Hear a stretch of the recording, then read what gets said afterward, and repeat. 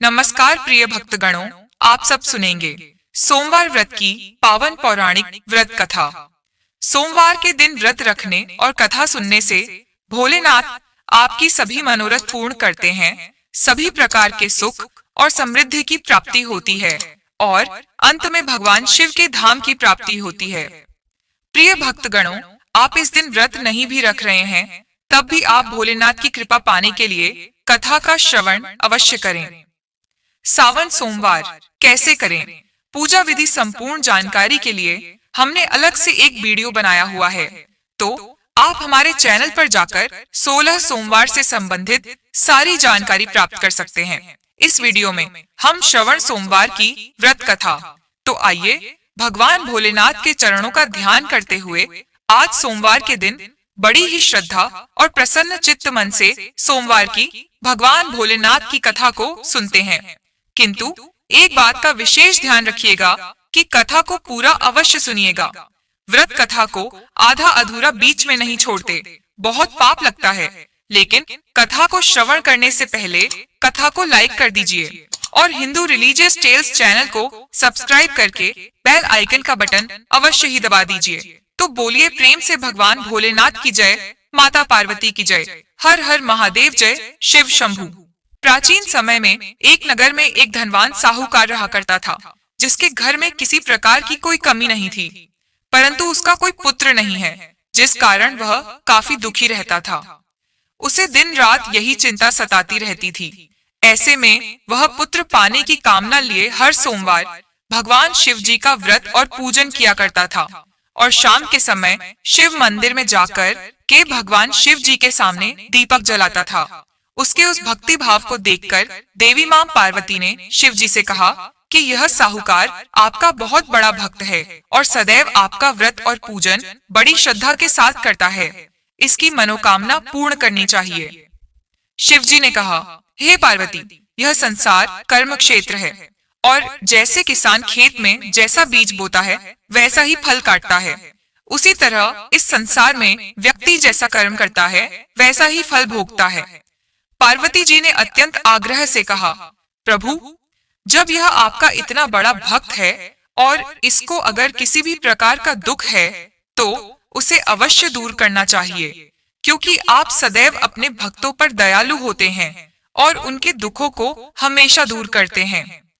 यदि आप ऐसा नहीं करेंगे तो मनुष्य आपकी सेवा व व्रत क्यों करेंगे? पार्वती जी के ऐसे आग्रह पर शिव जी बोले, हे पार्वती, इसके कोई पुत्र नहीं है, इसी चिंता में यह अत्यंत दुखी रहता है। इसके भाग्य में पुत्र न होने पर भी मैं इसको पुत्र की प्राप्ति का वर दे सकता हूँ, लेकिन वह पुत्र केवल 12 वर्ष तक जीवित रहेगा। इसके पश्चात वह मृत्यु को प्राप्त हो जाएगा। इससे अधिक तो मैं भी कुछ और इसके लिए नहीं कर सकता। यह बातें साहूकार सुन रहा था। इससे उसको न तो प्रसन्नता हुई और न ही कुछ दुख हुआ। वह पहले की तरह ही शिव जी महाराज का व्रत और पूजन करता रहा। कुछ समय व्यतीत हो जाने पर साहूकार की स्त्री गर्भवती हुई और 10वें महीने में उसे अति सुंदर पुत्र की प्राप्ति हुई। साहूकार के घर में बहुत खुशी मनाई गई, परंतु साहूकार ने उसकी केवल 12 वर्ष की आयु जानकर अधिक प्रसन्नता प्रकट नहीं की और न ही किसी को यह भेद बताया। जब वह बालक 11 वर्ष का हो गया तो उस बालक की माता ने उसके पिता से विवाह आदि के लिए आग्रह किया, तो वह साहूकार कहने लगा कि अभी मैं इसका विवाह नहीं करा सकता, अपने पुत्र को काशी पढ़ने के लिए भेजूंगा। फिर साहूकार ने बालक के मामा को बुलाकर उसको बहुत सा धन दिया और कहा, तुम इस बालक को काशी जी पढ़ने के लिए ले जाओ और रास्ते में जिस स्थान पर भी जाओ यज्ञ और ब्राह्मणों को भोजन अवश्य कराते जाना। फिर वह दोनों मामा भांजे यज्ञ करते और ब्राह्मणों को भोजन कराते हुए काशी जी की तरफ रवाना हुए। रास्ते में उनको एक शहर से गुजरना पड़ा। उस शहर में राजा की कन्या का विवाह था और दूसरे राजा का लड़का जो विवाह करने बारात लेकर आया था वह एक आंख से काना था। उसके पिता को इस बात की बड़ी चिंता हो रही थी कि कहीं वर को देख कन्या के माता पिता विवाह में किसी प्रकार की अड़चन पैदा न कर दें। इस कारण जब उसने अति सुंदर सेठ के लड़के को देखा तो तो मन में विचार बनाया कि क्यों न दरवाजे के समय इस लड़के से वर का काम चलाया जाए। ऐसा विचार कर वर के पिता ने उस लड़के और उसके मामा से बात की तो वे राजी हो गए। फिर उस लड़के को वर के कपड़े पहनाकर और घोड़ी पर चढ़ाकर दरवाजे पर ले गए और सब कार्य प्रसन्नता से पूर्ण हो गया। फिर वर के पिता ने सोचा कि यदि विवाह कार्य भी इसी लड़के के द्वारा करा लिया जाए तो क्या बुराई है। ऐसा विचार कर उसने लड़के और उसके मामा से कहा, यदि आप फेरों और कन्यादान के काम को भी करा दें तो आपकी बड़ी कृपा होगी और मैं इसके बदले में आपको बहुत सारा धन दूंगा। तो उन्होंने स्वीकार कर लिया और विवाह कार्य भी बहुत अच्छी तरह से संपन्न हो गया। परंतु जिस समय लड़का जाने लगा तो उसने राजकुमारी की चुन्नी के पल्ले पर लिख दिया कि तेरा विवाह तो मेरे साथ हुआ है, परंतु जिस राजकुमार के साथ तुमको भेजेंगे वह एक आंख से काना है और मैं काशी जी में पढ़ने जा रहा हूँ। लड़के के जाने के पश्चात उस राजकुमारी ने जब अपनी चुन्नी पर ऐसा लिखा हुआ देखा तो उसने राजकुमार के साथ जाने से मना कर दिया और कहा कि यह मेरा पति नहीं है, मेरा विवाह इसके साथ नहीं हुआ है, वह तो काशी जी पढ़ने गया है। राजकुमारी के माता पिता ने अपनी कन्या को विदा नहीं किया और बारात वापस चली गई। उधर सेठ का लड़का और मामा काशी जी पहुंच गए थे। वहां जाकर लड़के ने पढ़ना शुरू कर दिया। जब लड़के की आयु 12 साल की हो गई, उस दिन उन्होंने यज्ञ रचा रखा था कि लड़के ने अपने मामा से कहा, मामा जी आज मेरी तबीयत कुछ ठीक नहीं लग है। मामा ने कहा, अंदर जाकर सो जाओ और आराम करो।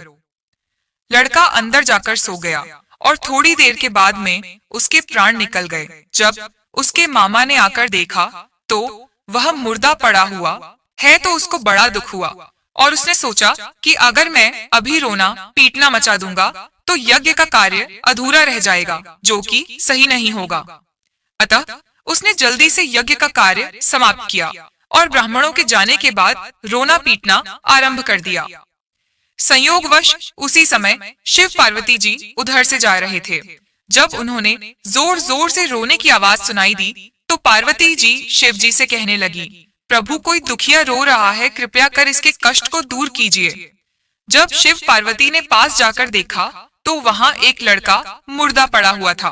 पार्वती जी कहने लगी, महाराज यह तो उसी सेठ का लड़का है जो आपके वरदान से पैदा हुआ था। अतः हे प्रभु इस बालक को और आयु दो, नहीं तो इसके माता पिता तड़प तड़प कर मर जाएंगे। पार्वती जी के बार बार आग्रह करने पर शिवजी ने उसको जीवन का वरदान दे दिया और भगवान शिवजी की कृपा से लड़का फिर जीवित हो गया। इसके बाद शिवजी और पार्वती कैलाश पर्वत की ओर चले गए। इसके पश्चात वह लड़का और उसका मामा उसी प्रकार यज्ञ करते और ब्राह्मणों को भोजन कराते अपने घर की ओर वापस चल पड़े। रास्ते में उसी शहर में आए जहां उसका विवाह हुआ था। वहां पर आकर उन्होंने यज्ञ आरंभ कर दिया तो उस लड़के के ससुर ने उसको पहचान लिया और अपने महल में ले जाकर उसकी बड़ी खातिरदारी की। साथ ही बहुत से दास दासियों सहित आदर पूर्वक लड़की और जमाई को विदा भी किया। जब वह अपने शहर के निकट आए तो मामा ने कहा कि पहले मैं तुम्हारे घर जाकर खबर कराता हूँ। जब उस लड़के का मामा घर पहुंचा तो लड़के के माता पिता घर की छत बैठे हुए थे और यह प्रण कर रखा था कि यदि हमारा पुत्र सकुशल लौट आया तो हम राज्य खुशी नीचे आ जाएंगे, नहीं तो छत से गिरकर अपने प्राण त्याग देंगे। इतने में उस लड़के के मामा ने आकर यह समाचार दिया कि आपका पुत्र वापस आ गया है, तो उनको विश्वास नहीं आया। तब उसके मामा ने शपथ पूर्वक कहा कि आपका पुत्र अपनी स्त्री के साथ बहुत सारा धन साथ लेकर आया है। तो सेठ ने आनंद के साथ उसका स्वागत किया और बड़ी प्रसन्नता से साथ रहने लगे। माना जाता है कि इसी प्रकार से जो कोई भी सोमवार के व्रत को धारण करता है अथवा इस कथा को पढ़ता या सुनता है, उसकी समस्त मनोकामनाएं पूर्ण होती हैं। बोलिए हर हर महादेव माता पार्वती की जय। अब मैं आपको सावन सोमवार की एक लड़की और उसके भाई की बहुत ही दुख भरी कहानी सुनाने जा रही हूँ। लेकिन अभी तक आपने वीडियो को लाइक नहीं किया है तो वीडियो को लाइक करके चैनल को सब्सक्राइब अवश्य कर दें। और हाँ, पास वाले बेल आइकन का बटन अवश्य ही दबा दें। अब सुनिए कहानी। किसी गांव में एक ग्वाला अपनी बीवी बच्चों के साथ रहता था। उसके एक बेटा और एक बेटी थी। वह ग्वाला था तो उसके पास बहुत से गाय और बछड़े थे। वह गायों को चराने जाता था और गायों का दूध, दही, घी बेचकर ही अपने परिवार का पालन पोषण करता था। जितना भी कमाता था उसकी पत्नी उसी में संतुष्ट थी और अपने बच्चों को पाल रही थी। एक दिन उसकी पत्नी बहुत बीमार हो गई और उसकी मृत्यु हो गई।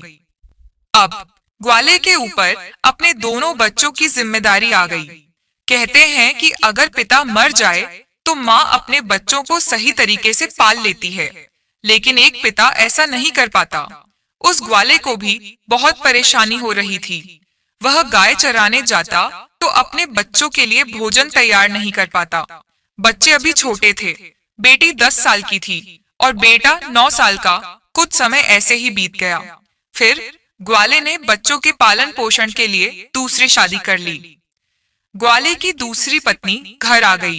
वह ग्वाले के बच्चों को बिल्कुल भी पसंद नहीं करती थी और ग्वाला अपनी दूसरी पत्नी के साथ खुश रहने लगा।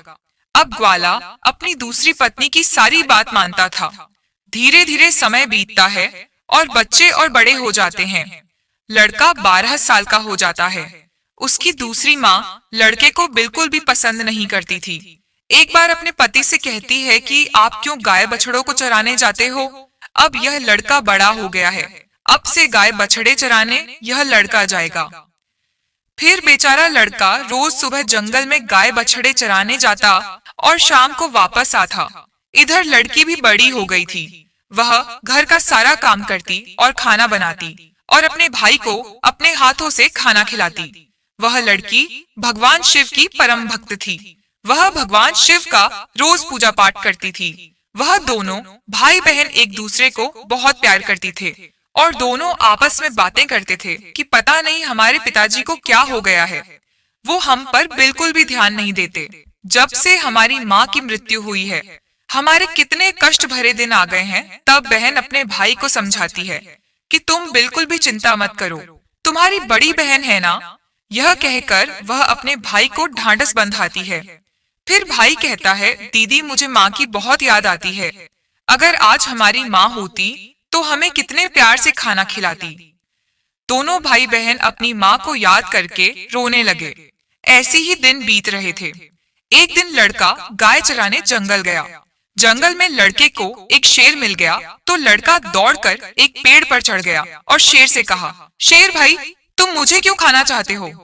तब शेर ने कहा, भाई मैं बहुत भूखा हूँ। अगर तुम चाहते हो कि मैं तुम्हें ना खाऊं तो तुम मुझे एक गाय का बछड़ा दे दो जिसे खाकर मैं अपनी भूख मिटा सकूं। लड़के ने कहा, भाई मैं अपनी बहन का इकलौता सहारा हूँ। मेरी बहन तो रो रो कर मर जाएगी। मेरे पिता और सौतेली माँ हैं जो हम दोनों पर बहुत अत्याचार करते हैं। मैं अपनी बहन की उम्मीद नहीं टूटने दे सकता। अगर फिर भी तुम्हें मुझे खाना है, यह गाय और बछड़ा खाना है, तो मैं नहीं कह सकता क्योंकि इसके लिए मुझे अपने माता पिता से पूछना होगा। तो शेर ने कहा, ठीक है, कल तुम अपने माता पिता से पूछ कर आना। फिर लड़का शाम को अपने घर गया और अपने पिता से कहा, पिताजी आज मुझे जंगल में शेर मिला। अभी पूरी बात हुई भी नहीं कि उसके पिता ने उसके 2 थप्पड़ लगा दिए। फिर वह रोने लगा। रोते रोते उसने कहा, पिताजी मैं आपसे कुछ कहना चाहता हूँ, आप मेरी बात तो सुन लीजिए। जैसे तैसे लड़के ने अपने पिता को सारी बात बताई कि जंगल में उसे आज एक शेर मिला था। वह मुझे गाय और बछड़े को खाएगा। यह सब बात उसकी सौतेली माँ सुन रही थी। उसने कहा कि गाय और बछड़ा कम नहीं होने चाहिए। पता है वह कितने कीमती हैं। उनके दूध से ही तो हमारा घर चलता है और तुम्हारे बिना तो हमारा कुछ भी नहीं बिगड़ेगा।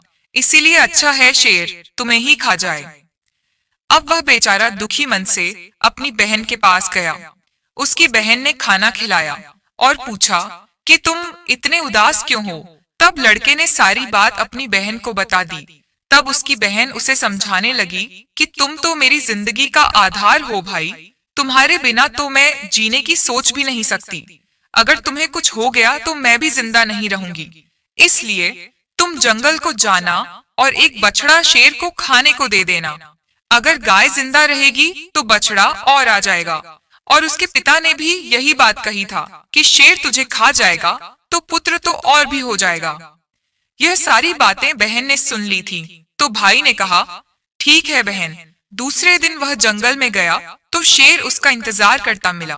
शेर ने कहा, कहो तुम अपने माता पिता से आज्ञा लेकर आए हो या मैं तुम्हें खाऊं?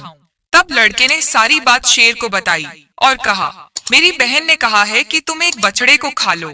फिर से बछड़े को लेकर अपनी गुफा की तरफ चला गया और लड़का खुशी खुशी अपनी गाय चराने लगा।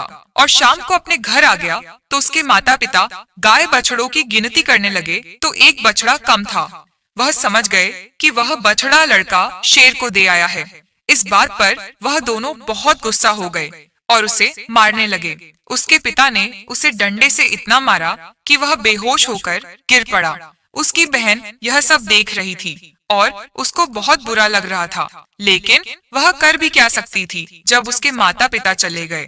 तब बहन अपने भाई को उठाकर कमरे में ले गई और उस पर पानी के छींटे मारे। जब वह होश में आ गया तो उसे पानी पिलाया, खाना खिलाया और दोनों भाई बहन बहुत देर तक रोते रहे।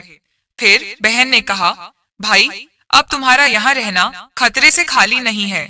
मेरे पास माँ की यह निशानी, यह अंगूठी है।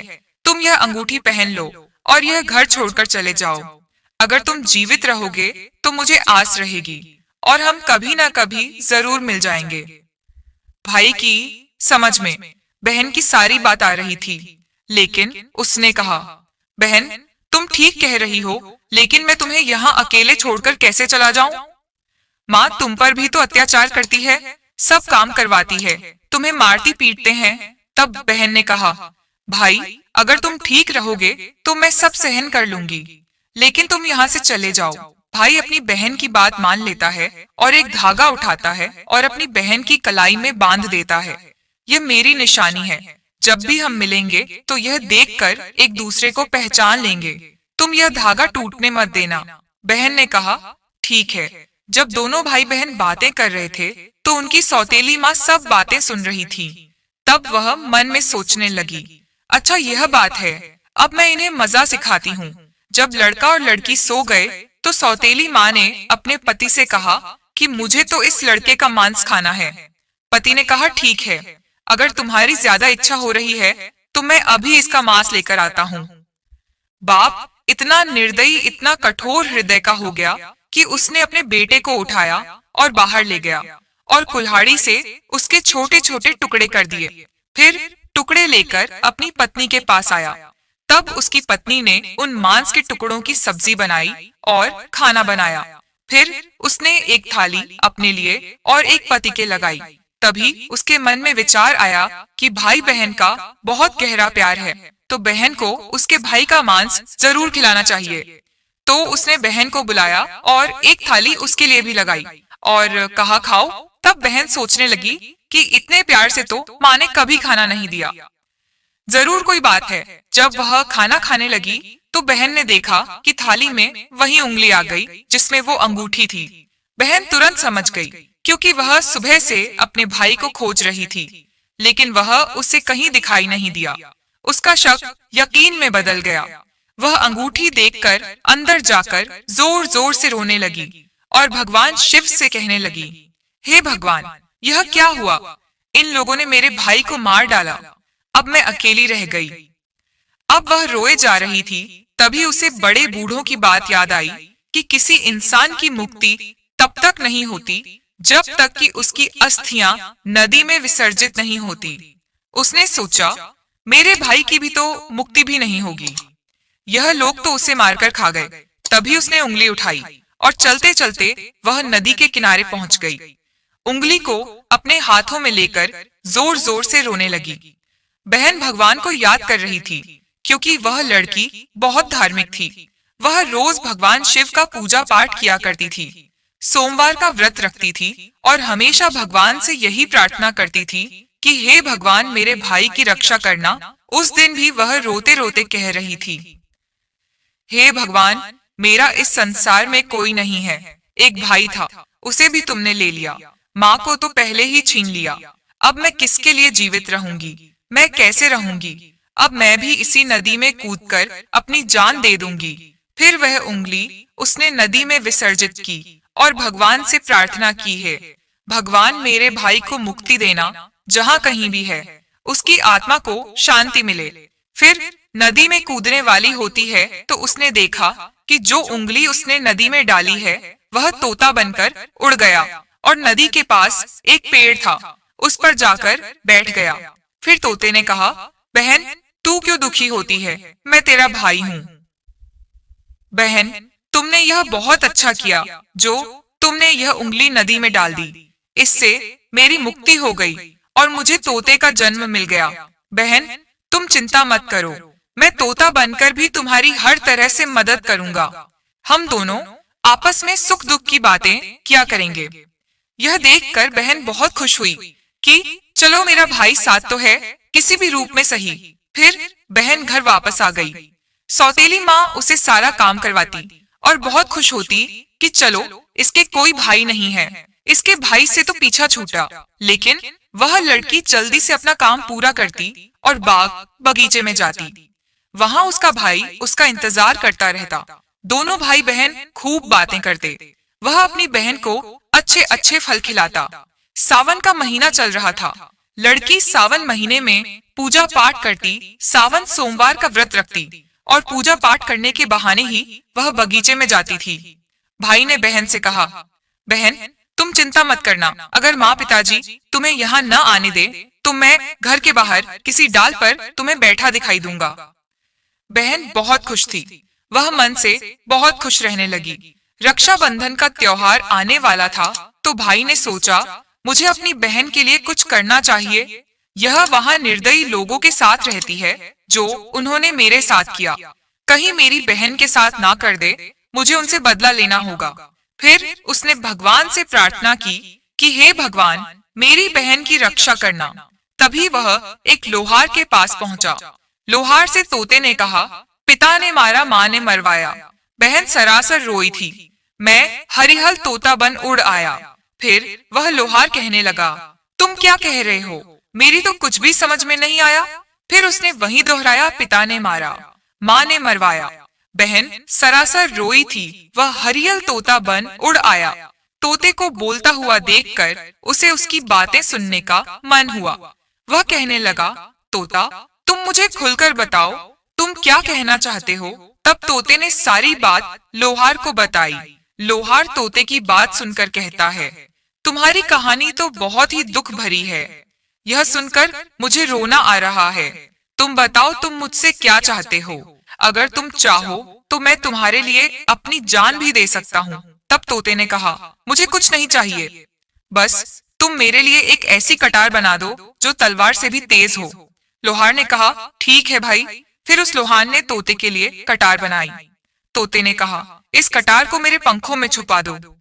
लोहार ने कटार तोते के पंखों में छुपा दी। वह तोता वापस पेड़ पर आ गया। उसने अपनी बहन को कुछ नहीं बताया।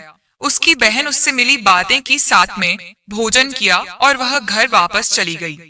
अगले दिन तोता एक सुनार के पास गया और सुनार से भी वही बातें कही कि बाप ने मारा, माँ ने मरवाया। बहन सरासर रोई रही, मैं हरियल तोता बन उड़ाया। सुनार ने कहा, तुम क्या कह रहे हो, मेरी समझ में कुछ नहीं आ रहा। वह फिर से वही कहने लगा। सुनार को भी उसकी बातें जानने की इच्छा हुई कि यह क्या कहना चाहता है। सुनार ने तोते से कहा कि तुम मुझे सीधे सीधे बताओ, तुम क्या कहना चाहते हो। तो तोता नहीं। सुनार को भी अपनी सारी बात बता दी। चुनार भी तोते की बात सुनकर बहुत दुखी हुआ। सुनार को उससे बहुत हमदर्दी हो जाती है और सुनार भी उसकी बातें सुनकर रोने लगता है। फिर सुनार कहता है, बताओ मैं तुम्हारी क्या मदद कर सकता हूँ। तोते ने कहा कि भाई रक्षाबंधन आने वाला है, मैं अपनी बहन को सोने का कोई गहना देना चाहता हूँ, तो तुम मेरी बहन के लिए गहने बना दो। सुनार ने कहा, बस इतनी सी बात, बताओ क्या क्या बनाना है। सुनार ने उसकी बहन के लिए कुछ गहने बना दिए तो तोते ने उसे बहुत धन्यवाद दिया और कहा, भाई यह गहने तो मेरी गर्दन में डाल दो। सुनार ने वो गहने उसकी गर्दन में डाल दिए। फिर तोता उड़कर उसी पेड़ पर आ गया। जिस पेड़ पर वह रहता था उसी पेड़ के खोकर में तोते ने उन गहनों को रख दिया। रक्षाबंधन का त्योहार आया तो उसकी बहन उसे राखी बांधने आई, तो दोनों भाई बहन बहुत खुश हुए। तोते ने सारे गहने अपनी बहन को दे दिए। गहने पाकर बहन बहुत खुश हुई। फिर उसने पूछा कि तुम्हारे पास यह गहने कहाँ से आए? तोते ने कहा, मेरा एक सुनार दोस्त है, उसने मुझे बना कर दिए हैं। फिर बहन खुशी खुशी घर चली गई। जब सौतेली माँ ने उसे गहने पहने हुए देखा तो वह जल भुन गई और उसे मारते हुए बोली, यह गहने कहाँ से चोरी करके लाई है? तब उसने कहा, माँ, मैंने यह गहने कहीं से चुराए नहीं है, यह तो मेरे भाई ने मुझे दिए हैं जो एक तोता है। वह सौतेली माँ को पूरी बात नहीं बताती कि उसका भाई ही तोता बन गया है। उसने कहा, एक तोता है, वह मुझसे बातें करता है और मैंने उसे अपना भाई बना लिया है, उसी ने मुझे यह गहने दिए हैं। तब सौतेली माँ सोचने लगती है कि ऐसा कौन सा तोता है जो इसका भाई बन गया है। जैसे तैसे तो एक भाई से पीछा छुड़ाया है, अब यह दूसरा भाई कहाँ से आ गया? फिर दूसरे दिन उसकी माँ उस तोते को ढूंढने जंगल में जाती है। तभी उसे तोता दिखाई देता है। वह तोते को पकड़ने की कोशिश करती है, लेकिन तोता उसके हाथ में नहीं आता। थक हार कर बैठ जाती है।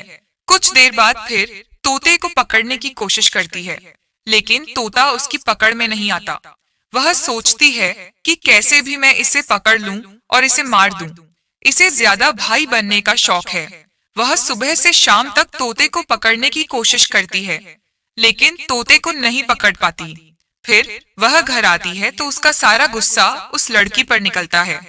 वह उससे सारे गहने भी छीन लेती है। अगले दिन लड़की तोते से मिलने जाती है तो तोता कहता है, बहन, जो गहने मैंने तुम्हें दिए थे वह कहाँ है? तब बहन कहती है, भैया, वह गहने तो माँ ने छीन लिए। यह सुनकर तोता को बहुत गुस्सा आता है और वह कहता है, बस अब इनके पाप का घड़ा भर चुका है, अब इनको सजा मिलनी ही चाहिए।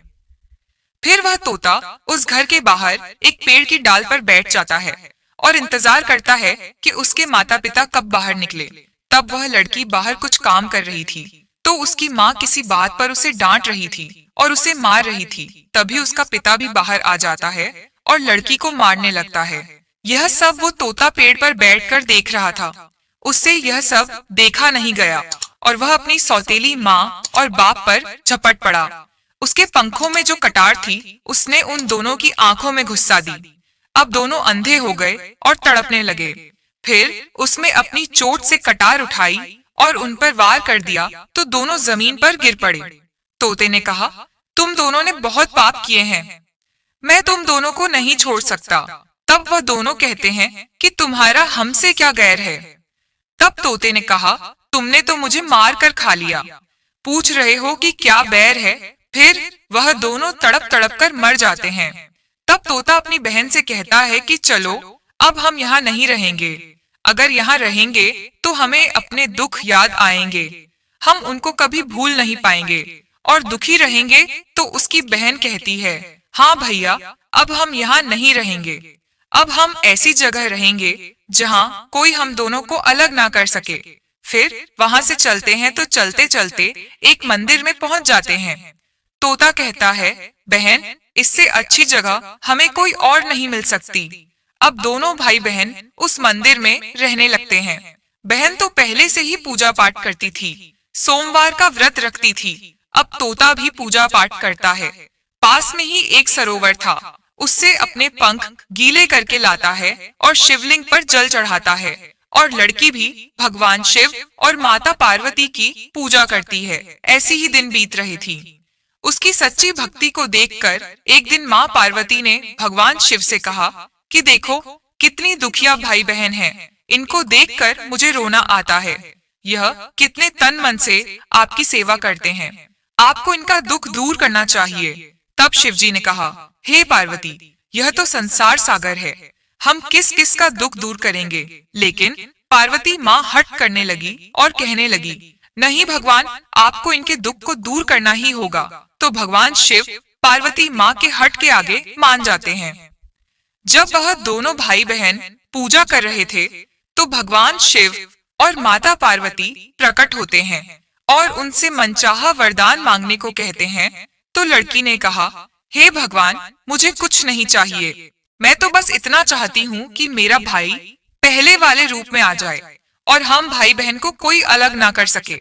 उसकी यह बात सुनकर भगवान शिव और माता पार्वती बहुत खुश होते हैं और उन्हें वरदान देते हैं, उसका भाई पहले जैसा हो जाए। फिर भगवान शिव और पार्वती की कृपा से लड़का पहले जैसा हो गया और अब भाई बहन बहुत खुश हो गए और भाई बहन खुश होकर भगवान शिव की पूजा करने लगे और बड़े प्यार से रहने लगे।